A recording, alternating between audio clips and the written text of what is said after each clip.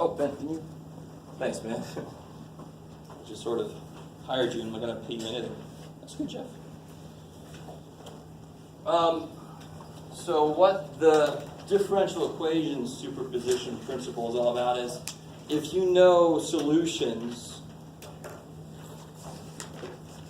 like particular solutions to a DE. So you know that y1, y2, up to yk are solutions to an nth order, let's say.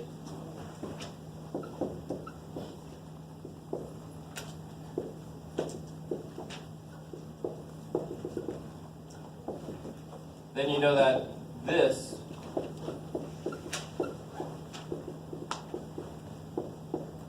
is a solution to it.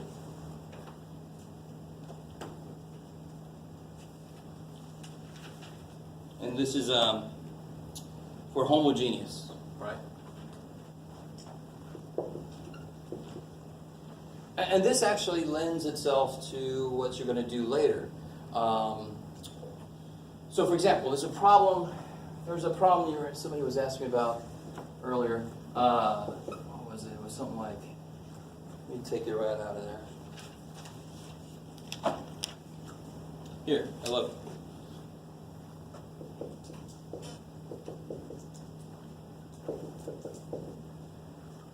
Was it 2 equals -4? So I'll do the first part of this problem, why not? So by observation, can you solve this first one? Yes. Yes, you can, because I know the answer's got to be a constant. Are these homogeneous? What does homogeneous mean again? Equals 0. Equals 0. And this g of x is not 0. This one is a constant, and this one's a linear function. I like it. Neither one of these are homogeneous. So we can't use that way that we looked at those. But what must the answer be here? I want it to be a constant answer. And of course, the second derivative of a constant would be 0. So I basically just have to look at that. 2y equals 10, so y equals 5. So y equals 5 is a solution to this. And what's a solution to this? Derivative 2x. Yeah, why would it be? Because the second derivative of x is just 0. Yeah, so the second derivative of x is just 0. So again, you just solve this. Y equals -2x. Now, I really want to make sure you understand. This thing here is about homogeneous. And the idea behind it is, if each of these separately make it equal 0, then if you throw them all in at the same time, they're all still going to add to be 0. Who gives a shit? That's the idea of the superposition principle for homogeneous stuff. But if I get an answer that makes it 10, and I get one that makes it -4x, then what's the answer? So this is one problem. You guys with me? That's one problem. This is another kind of problem. Now what if I had this? What's the solution going to be? 5 minus 2x. Yeah, 5 minus 2x, because 5 is going to make the 10 show up. Minus 2x is going to make the -4x show up. How you were saying, you can take the derivative of like pieces of the function if they all equal 0. But what if you take the derivatives and like those cancel out? Like let's say you get, you take the derivative of this one function and you get a 4x, and you take the derivative of this one over here. No. So -4x. it starts off that these are solutions to this homogeneous DE. So what does that mean when you plug it into the DE? What must happen? Y1 must make it equal 0. Y2 must make it. So given that these are solutions, each of them separately work in this homogeneous DE. They each make it 0. So of course the combination, any linear combination of them, and I don't know if that's a phrase that some of you guys might have heard before, but it's exactly what it sounds like. I'm combining linearly those things. I'm not squaring any of them. Right? So it's a linear combination. Any linear combination is still going to make the thing 0. Each piece is going to make it 0. Differential operators are linear. So when I throw all of this in, it's like the result of this plus the result of this plus the result, but the result of each one is 0. So the result of this whole thing, this y function, is going to be 0 still. This is not the same exact thing, but it's the same kind of idea. This is non-homogeneous, right? So if I have something like this, in fact, just to get a little ahead of myself, I know the answer is going to be something like ax plus b. There's going to be an ax term that's going to make this happen, and a b term is going to make this happen. In case that this gets a little bit more complicated, I can't do it by observation. That'll be coming up in a later section where we assume what the answer is, and then we throw it in and we figure out what the a and the b parts are. That's going to be a way to solve it later. Always kind of feels like cheating. Let me assume what the answer looks like and then throw it in. But it's based on this kind of problem. That's why they keep doing this kind of problem. Can you solve this by observation? And when you first saw it, you're like, no. Right? But now you start to see how to look at the relationship between these. Okay, and in this case, it's a very simple, what second derivative would kill it? Right? So then I can just see that. But in other situations, it's what derivative is related to itself, so that they're like terms, and that would be an e. Or what second derivative is related to itself, that would be a sine or a cosine. We're starting to build this pile of stuff that we could try, right? And it's leading us toward what I was just saying. What form can you assume the answer has, and then try that form out to solve the individual A, B's.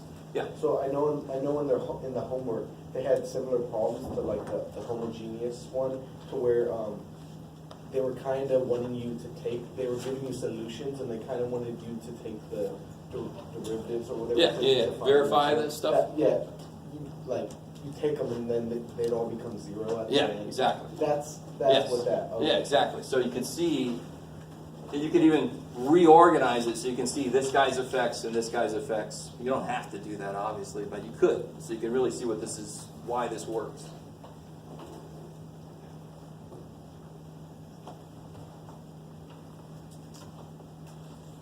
All right. So cool. I love it. I love the question because that was the first thing I was going to talk about, was the superposition principle. I like it. Okay, cool. Anything else specific that you guys have encountered, or any homework questions you have questions about before I launch into today's stuff? Finishing out section 4.1.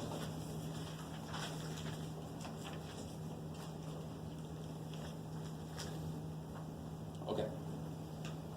So this next part is going to talk about, we got to revisit linearly dependent, linearly independent, and revisit this Wronskian monster.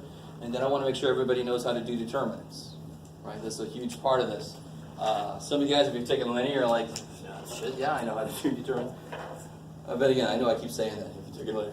But if you haven't, maybe you've forgotten how the hell to do determinants. I don't know. We'll see.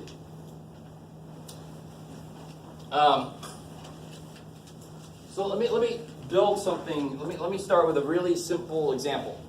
Can you guys, if y1 was 4x minus 1, can you give me a y2 that would be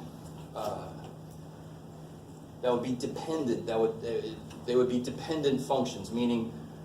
Let me see if you guys. Let me just say, leave it at that. Can you create a function that would be dependent on this? That would be.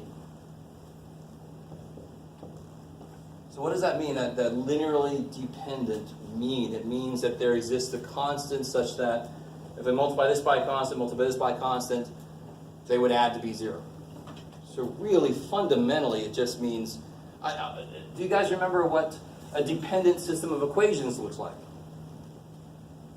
Oh shit, all right. So if I have 2x plus y equals 1, what would guarantee it to be linearly dependent? This is coming back either from linear or from math 9110, to be honest. That's a while back. Something like 4x plus 2. These would be linearly dependent. They would be the same line. They would lie on top of each other, right? Because they're scalar multiples. Yeah, they're scalar multiples of each other. I like it. So here, we don't quite involve this guy. This is like a function of x and y. This is a function of x and y. But it's sort of the same idea here. The functions themselves. y1 is 4x minus 1. If y2 is 8x minus 2. Are these linearly dependent? Yeah. In fact, let's make it a little more formal, and then we start to realize What if I have a whole bunch of these? It's not as easy as what I'm about to do. But what is y2 over y1? What's that ratio? It's freaking 2, right? So if two functions are linearly dependent,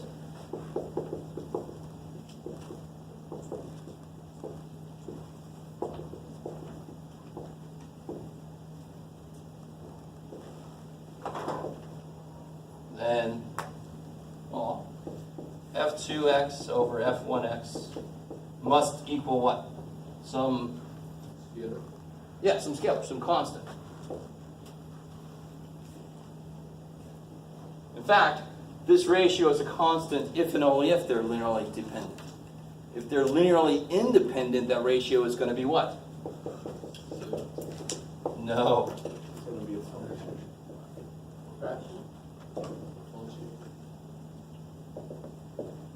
Let's see. Let's do another. So here the y2 over y1 was 2. So if y1 is 4x minus 1, what would y2 be so that they're not linearly dependent? Sure. 5x minus whatever the hell you just said. And then what's y2 over y1? 5x minus 2 over 4x minus 1. Is there really anything you could do with that that would really mean anything? No. So then this ratio would be a function of x. This is going to become huge in section 4.2. It's the whole underpinning of section 4.2. If f1 and f2 are linearly independent, that means they are not related by just a constant. Their ratio is some function of x. Does that make sense? To be linearly dependent means that some constant multiple of this plus some constant multiple of this is 0. So if I do negative 2 times this plus this, I get 0. But is there a constant multiple of this plus this that equals 0? No. Shit, no. So if f1 and f2 linearly independent, then this ratio will be some function of x. Let me call it u. Just because that's what we do when we get to that point. Please think about what that just totally makes sense. Please let it make sense. Okay. Maybe. Now, why is it? Let me throw this at you before we get to the Wronskian. Just to give you a little motivation as to why this is so important, this idea of linearly independent solutions. If I said that one solution to a system was 4x, and I said another solution was 8x. All right, so some homogeneous. I haven't really given you two pieces of information. I've only given you one. So you're basically saying CX is the solution, right? Do you guys see that? So in order to get all of the solutions, I have to make sure I have the right number of solutions, which we haven't talked about yet, and that they're all linearly independent. If they're not, then I can kind of combine two of them, and then I'm missing somebody. Maybe I combine at least two of them, right? Let me let that make sense. So I mean, if my whole set of solutions look like this, this is good, these two, no, they can be sucked into one thing. Some x, right? This is just dependent on x. All right. This is for linear independent. So these two would be linearly dependent. So if I'm supposed to have 4 solutions, have I found all 4 solutions? No. I found x squared, and e to the negative 5x. That's what I found so far. Maybe. So just to give you, before you do the Wronskian, here's this idea. And let me find out what page I'm on, just to give you, in case you're trying to follow along in your book. Blah, blah, blah. Here we go. Page 123. So this should make sense. This kind of goes along with the fundamental theorem of algebra. Somebody remember the fundamental theorem of algebra? And you're all like, sounds like it's right, I know it. You remember the fundamental theorem of calculus. That one maybe you can remember a little bit better, the F-talk. So this is the F-TOA, right? Fundamental theorem of algebra says if I have degree n polynomial equation, blah, blah, blah, how many solutions will I have? N solutions. Some of them might be complex, but they're still valid solutions, right? Even more valid than sometimes you guys are led to believe. Poor complex numbers gets a bad rap. So how does that really do this? Well, the order, if I have an nth order differential equation, how many answers do you think there should be? N. Yes. So if I have an nth order homogeneous system of equations, in fact, I can even make it, yeah, no, we won't do that yet. Okay, I'll let you. So if I have an nth order homogeneous, did I say system? I don't mean to say system yet. That comes later, much later. Nth order homogeneous DE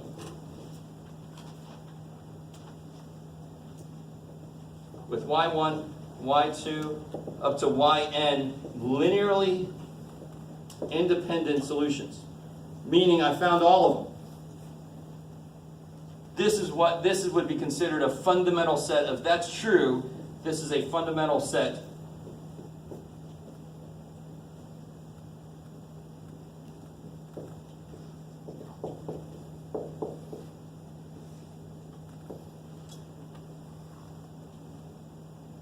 I like it. And if you take it in linear algebra, remember basis set? Okay, if you haven't, I'm sorry. It's sort of related to like a basis set. Like IJK. Good old I hat, J hat, K hat.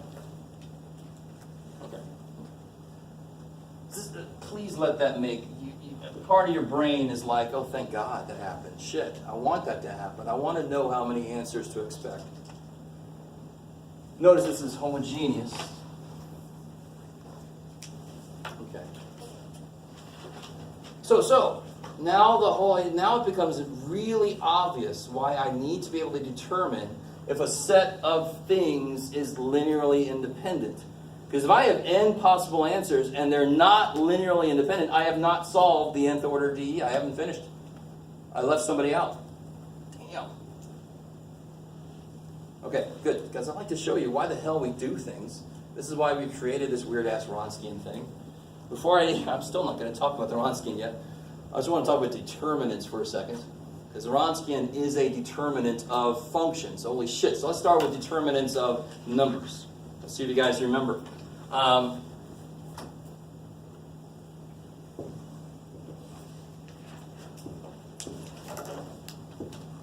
You don't really see all of the ideas of a determinant unless you take linear, but hopefully you've done a determinant somewhere in your math life. If I have this, somebody remember, right? Somebody remember what the Like AD minus CB. Yeah, AD minus BC. Right? Now that's a 2 by 2. It's a little thing you can memorize. It's once you get to a 3 by 3 and beyond, you're like, okay, I need some help. Right? Notice though it's AD minus BC. I want you to, in fact, let me really go insane here for a second. It's A times everything that's not in its row or column. D. Minus B times everything that's not in its row or column. C. That idea extends, I don't care how big your matrix is, 100 by 100 matrix, do the same damn thing, go a little insane. But everybody does that every now and again. So here, if I had, let's do a specific one, 3, 2, -1, 0, 1, 5, -1, 4. That would be so funny if I get one that's not in nowhere that's got a 0. Cool. I would not play the lottery for a while. I used up all my stuff. All right, let's see how this works, this determinant. Somebody was saying earlier they know the shit out of 3 by 3, but not 4 by 4. Right now, there might be some of you guys that are like, I don't even know this. What the hell are you talking about? So,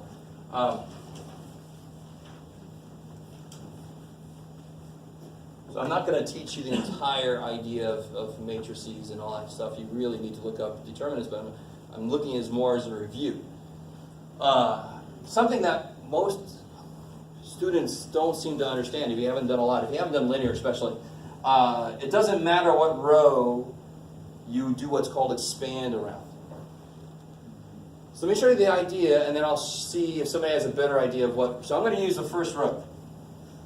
So this guy's determinant. In fact, these absolute value kind of symbols mean determinant. And the broader implication of symbols like this is a metric on a space, and then those words might come back to you if you're going further in math. This would be 3 times the determinant of everything that's not in its row and column. It sounds very much like what I said up there. So 3 times the determinant of everything not in its row and column. So what's not in its row and column is this thing. And this determinant is this thing that you should memorize. Right? Everything can be broken eventually down to 2 by 2s, and then you just got this thing. Now here's the thing, it kind of alternates. There's that, forgot the name, cofactor, whatever the shit that thing is, but it's plus, minus, plus, minus, plus, minus, plus, minus. You basically alternate positive, negative. So the next thing is going to be minus 2 times the determinant of everything that's not in its row and column. So what can I create there? 0, 5, negative 1, 2. Plus negative 1 times this little dude here. Everything not in its row and column.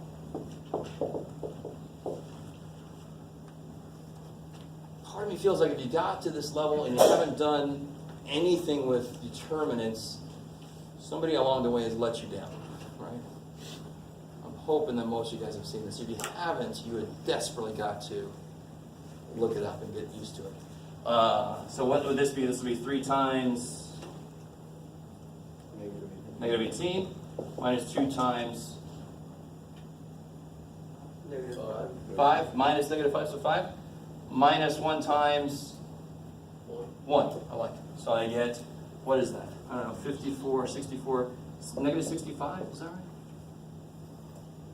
So we just do it for the first row. Yeah. Now watch. Now, was that the best row to pick? No. It doesn't matter what row I pick. Or it doesn't matter if I do a column or a row. All the math doesn't give a shit. It just reorganizes all the numbers. And then they come out to the same thing. It doesn't matter which one you pick. So if I did this whole thing again, this is wave 1. So if I do it again, but instead, let's say I use this column. Why is that column better than that first row? It's got a freaking 0 in it. Shit, yeah. So there's a problem. It's got a few zeros in it. Yeah, you take that one, because now it's going to be 3 times that plus 0 times who gives a shit. You know, that's awesome. It eliminates some work. So this will be 3. This starts off the same way. Is that cool? 3 times 1542. Minus 0 times who really cares. Cool? Plus negative 1, so minus 1 times 2 negative 115. So you get 3 times negative 18 again. Is that cool? Minus 1 times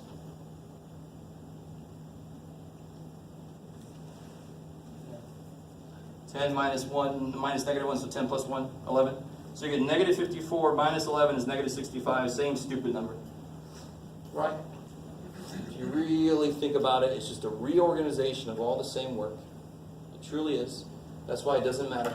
So hell yeah, I'm going to pick the one that's got at least 1 0. I'm going to pick the one that's got the most zeros. So you could have done this row here. Well, it's got a 0 in it. Great. So that is a basic skill to know. And then the Wronskian is a specific use of this basic skill. So let's take a look at what the hell the Wronskian is. Just like saying Wronskian.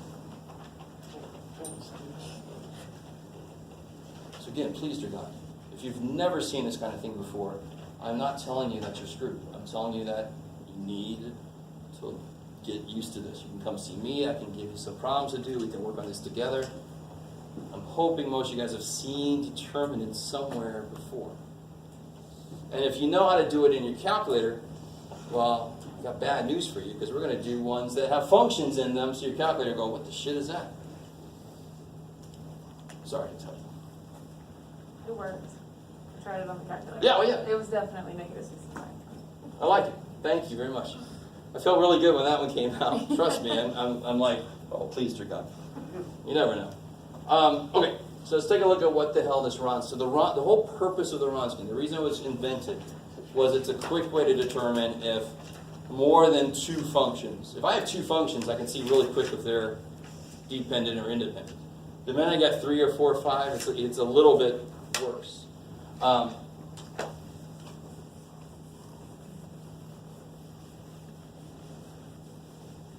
Okay.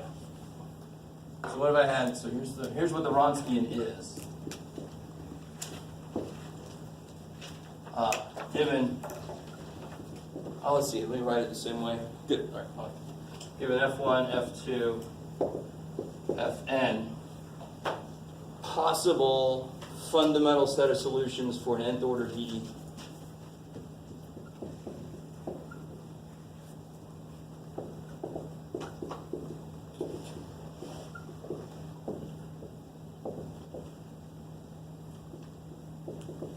Homogeneous.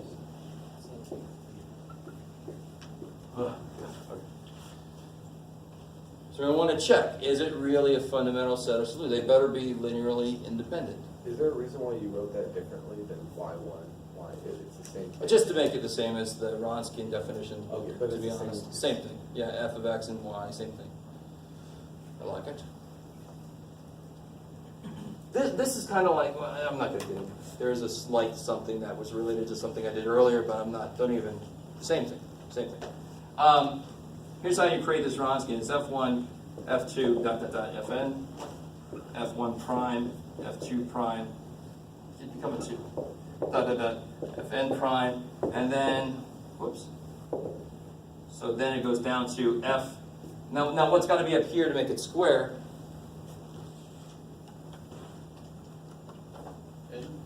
No. So it's got to be n, and this has got to be n, but remember it starts with F1 0, like the 0th derivative, so this has got to go up to the n minus 1th derivative. Oh. Yeah. F2, dot, dot, dot, Fn. All right, now that looks disgusting. But really it's just make a row of your functions, take a derivative, take another derivative, up to, if you have a 5th order DE, you go up to the 4th derivative, right? That's what this says. And how do you check yourself to make sure you don't go too far or something? Just make sure you end up with a square matrix, right? Can't take a determinant of something that's not square, so it's got to be n by n. So let's do a specific example. Let me take one out of the homework. Blah, blah, blah. Here we go. Oh, okay, sure. Let's do one. Which one do you want to do, Jeff? I don't know, Jeff. Four. Let's do. I don't like any of these at the gate. Oh well, too bad for you, Jeff. Let's see. Let's do 21. Why not? F1 is 1 plus x. F2 is x. F3 is x squared.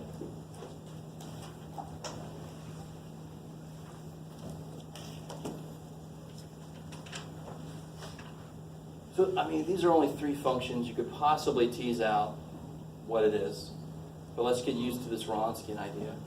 So the Wronskian would look like 1 plus x, x squared. So can you see how already you know how many rows to make? I mean, you got to make 2 more rows. So you have 3 columns, 3 rows. You got to do a first derivative and a second derivative. It's a third. It would be a third order. Is that cool? Because there's 3 that I'm trying to see if it's a fundamental set.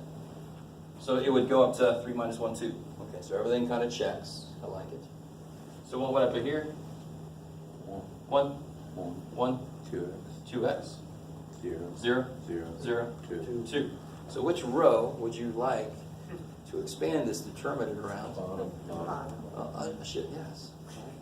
So just keep in mind, in the background, there's this little plus, minus, plus, minus, plus, minus, plus, minus, plus, right?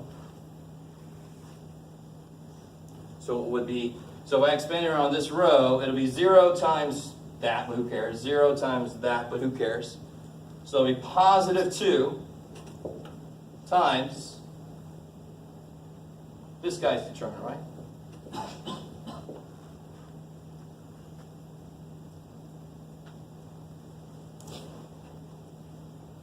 And what's this guy's determinant? 2. Yeah, 1 plus, so it'll be 1 plus x minus x. So it'll be 2. Is that ever equal to 0? No. No, it's freaking 2, right? So if the Wronskian does not equal 0 for any x in the interval, and it looks like this interval would probably be all real numbers, I'm not sure, but this is never 0 ever. I don't care what interval you're talking about. It's freaking 2, right? So the test is if the Wronskian itself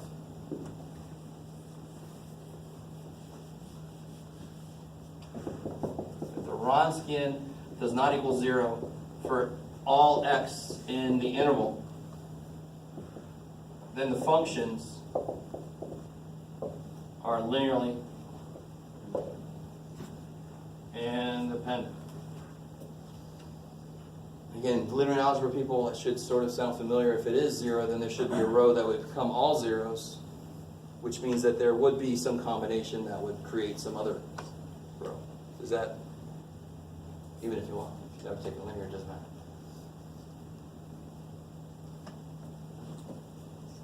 Okay. So this is useful if you think you found all the solutions, you got it, you matches the order that your original problem was. You can just make sure real quick that they are linearly independent. So you know you found the complete fundamental set of solutions. All right. So what would the general solution, using superposition, what would the general solution to this thing be?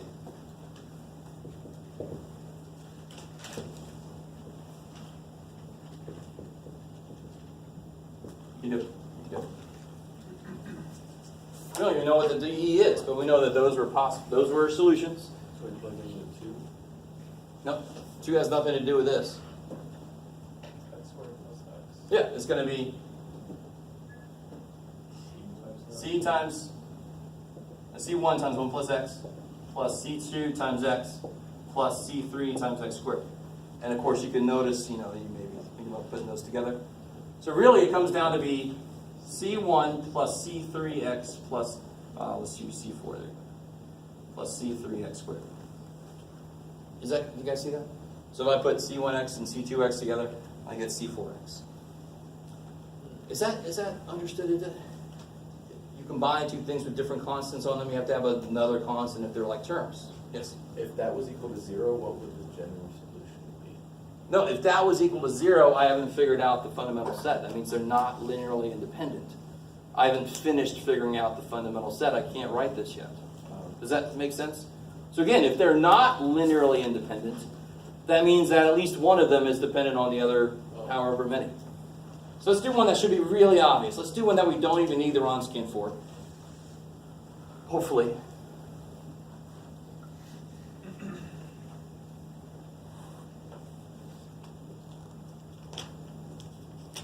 Let's see.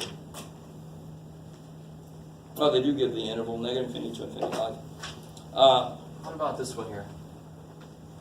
You guys have this here, right? Used to be always this one girl would say, no, oh, I'm just joking. So what about this here?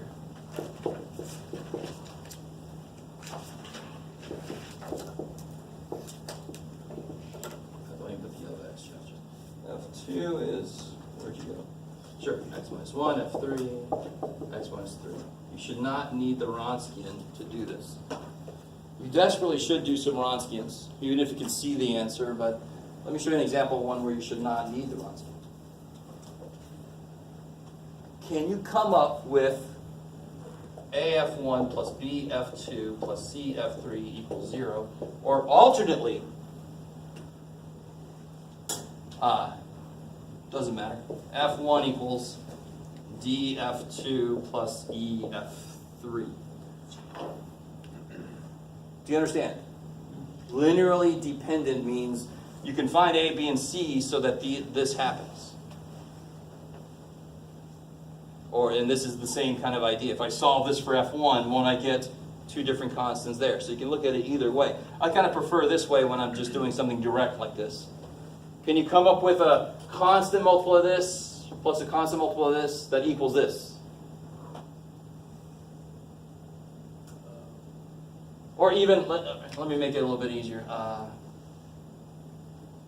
Let's say F3, F1, F2. I don't know if that's easier or not, but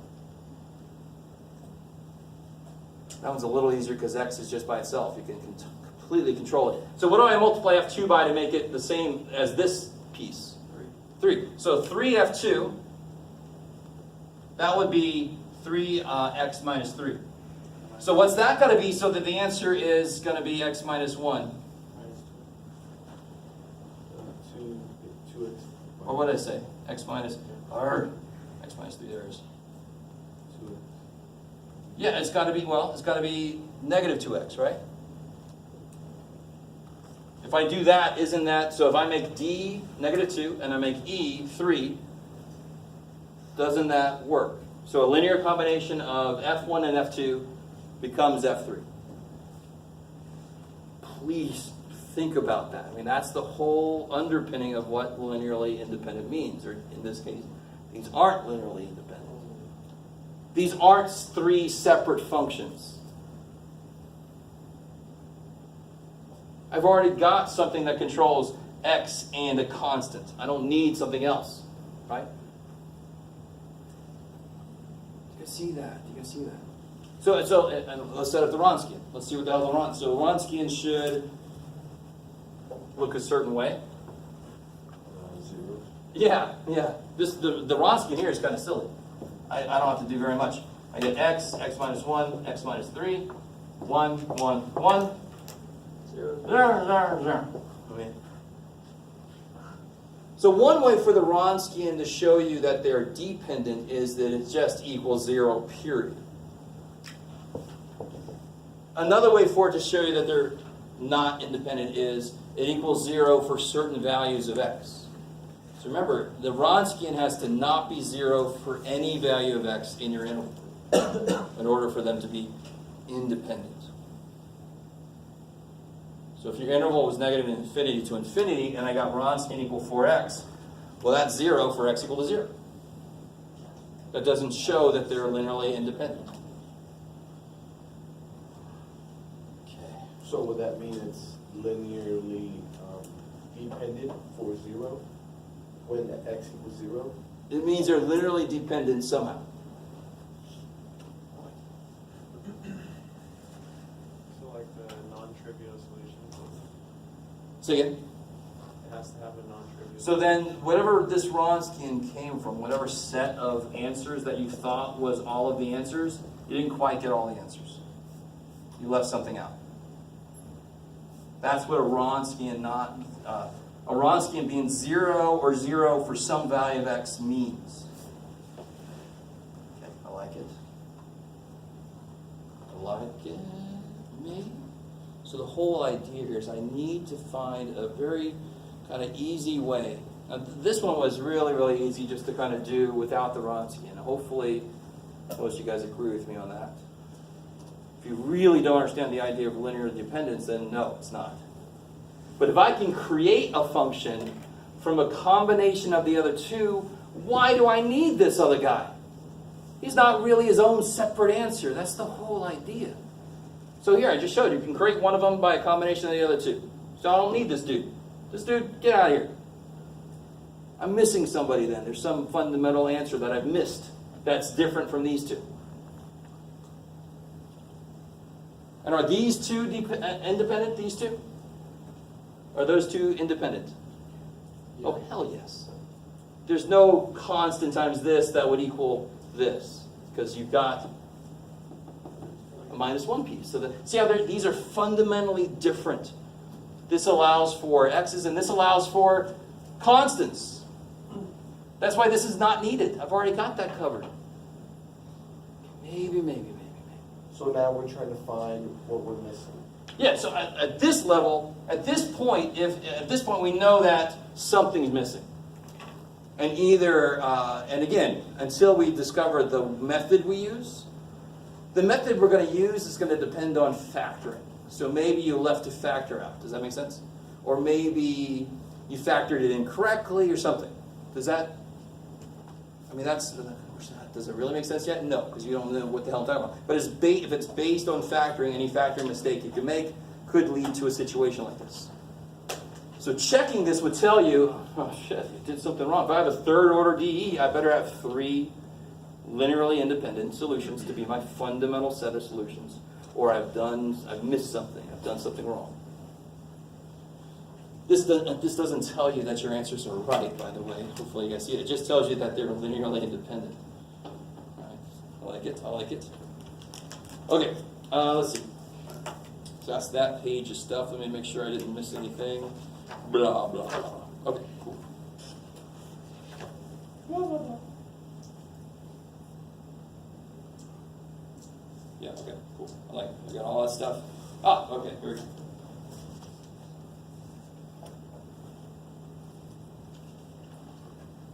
So we don't find what we're missing? The Wronskian cannot help you find what you're missing. It can only tell you that you seem to be missing something. We haven't even talked about how to get these solutions in the first place, which again, I agree. It should, as a student, you should be a little irked about that, but we got to lay the groundwork of the ideas, and then we come in with the how do you actually solve this stuff. That is one approach we could take. All right, that's the approach this book takes. Until we look at how to solve, you can't see the mistakes that would lead to that, right? Yeah, so it makes it a little confusing. Okay, but you can understand that mistakes can be made, and this is one thing that might catch a mistake. It won't catch every mistake you can make, unfortunately. Oh yeah, I like this. So what about non-homogeneous? Everything we talk about is about homogeneous. What about non-homogeneous? Well, we're going to learn how to solve them fully in section 4.3. Section 4.2, we're going to learn how to solve them if we already know one solution.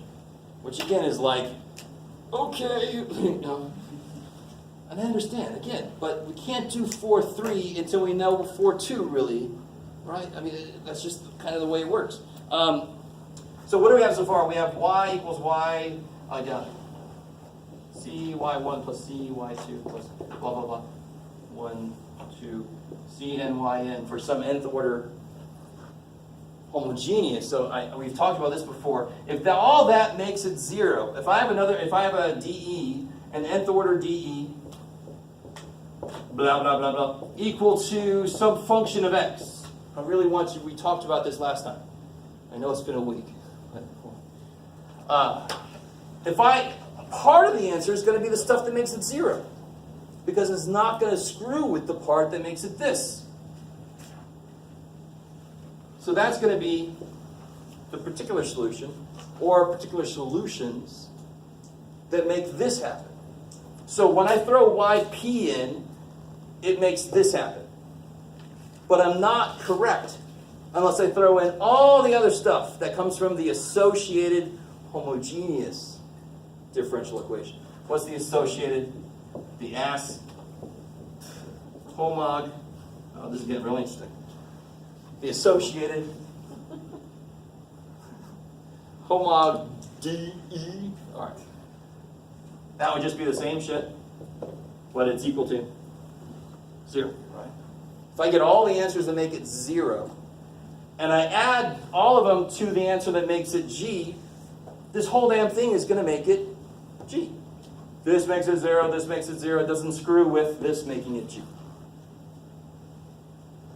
So you pretty much in general for higher order DEs, you find everything that comes from the associated homogeneous, because that's the shit just going to make it 0. It's just going to kind of be there. And then you find all of these, because there could be several of these. And it would just be all of them added together. These still have their own superposition principle. In a way. A sort of.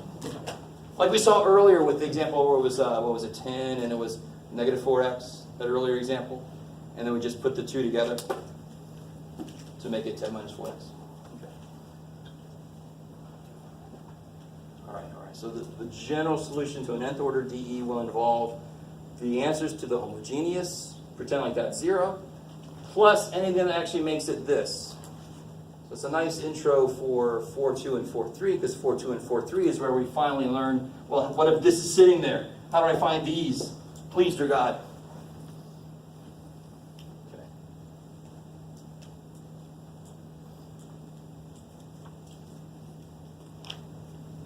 So so now we're going to get into 4.2. I'm going to do 4.2. 4.2 is a relatively short little section. There is something you can memorize if you want to. I'm actually not going to make you memorize it. Part of me would rather you do it from what one of my old professors called fundamental principles. Go back to fundamental principles, so my heart. So instead of memorizing shit, you just know the process to use. So I am going to go through the process in general, and then we're going to do a few specific examples. I'm going to make you do a few specific examples, and those specific examples will lead into the idea behind 4.3. There's always a method to my madness. And in my mad state, I don't know, it seems to be that way.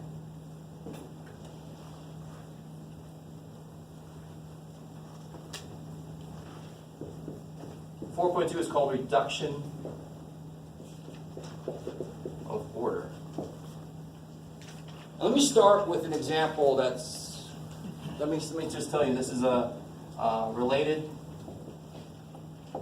to a later piece of this. But I want you to understand this piece now before it comes up when we start to do this full method. So this isn't the full method yet. This is just related to a step. But I want you to really understand this step. So what if I had this?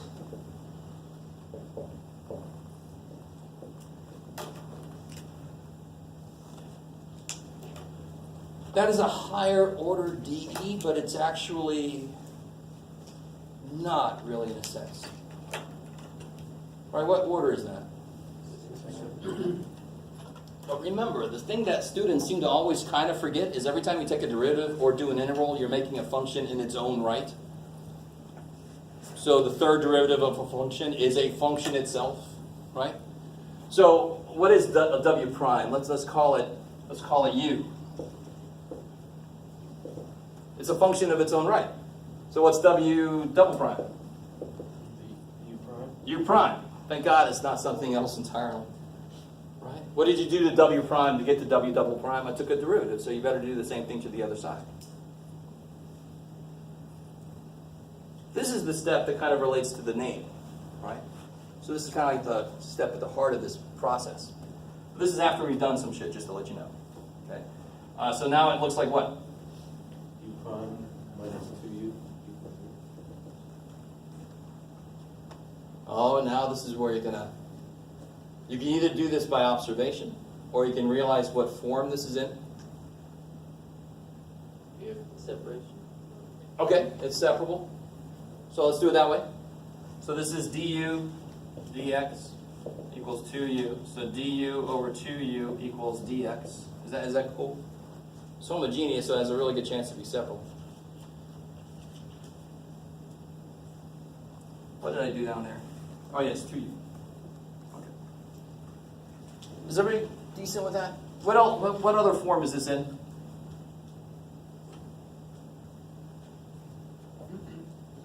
Linear, I like it, so you can do integrating factor, right? I like it. Or you could just think about it, which is my preferred method. Right? So I mean, we could do all this shit here. What would you get? Let me put the 2 up there. You can see why. See, you have that. Do you see that kind of freedom you have? I want to make sure you understand this. So e to the 2x. What that? Yeah. So this will be, what will this be? LNU. lnu. Please, dear God, only if it's a -1 power. Right? A lot of us want a lot of ln's in the universe. Equals, so u equals e to the 2x. And you know, plus c would become like a c1, right? Is that, you should be semi-used to that. Oh, yeah. E to the 2x plus c is e to the 2x times e to the c, which is c1 e to the 2x. And if you don't really think about the steps, you think this is some kind of freaking magic, but you know it's not freaking magic. But is that the answer? No. No, because that's u. I freaking need w. But u is w prime, so w prime equals c1 e to the 2x. So this is dw dx equals c1 e to the 2x. So dw equals c1 e to the 2x dx. So we get that. Yeah. So then w equals, E to the 2x over 2 yeah, so it'd be c1 e to the 2x over 2 plus C. plus c2. Yeah. And then of course c1 over 2, you can even make that c3 if you really feel like it. All right, that kind of thing you have to start really getting used to. I'm trying to make sure that that sort of shows up in a lot of the examples I do, because you're not used to worrying so much about the constants. You're used to, like, you're going to start going plus C every freaking way, right? But now we got a whole other level of this shit. You got to really be careful with the con. You can't just throw them in at the end. They have to be in a certain place the minute you integrate, and then if you do other shit to it, it happens to it also. It's just a number. So that would be the solution to this. All right, you guys. Well, yeah. Oh yeah, I got that down. I like it. So we're not looking for W. We're just looking for W. The solution to this DE would be W. Right? Either W or a collection of W's that would make this work. You guys with me? How would you do by observation, since you said you could? Oh, right here. Just right here. Right here. Whose derivative is related to itself? E. And why would there be a 2? Because it would be e to the 2x. Right? So, and again, I mean, I think I have a little bit more practice with knowing what to look for, you know what I mean? But you're starting to pick up. First derivative related to the function itself is probably going to be e. A second derivative related to the function itself is going to be sine and cosine, that kind of thing. It's going to happen a lot. Okay, I like it. I like it. Okay, then that was just related to one piece of this. Okay. Oh, I like it already. So here's the whole thing. Here's the whole idea. Let me see if we move this already. Maybe leave that up there for a little bit. Sure.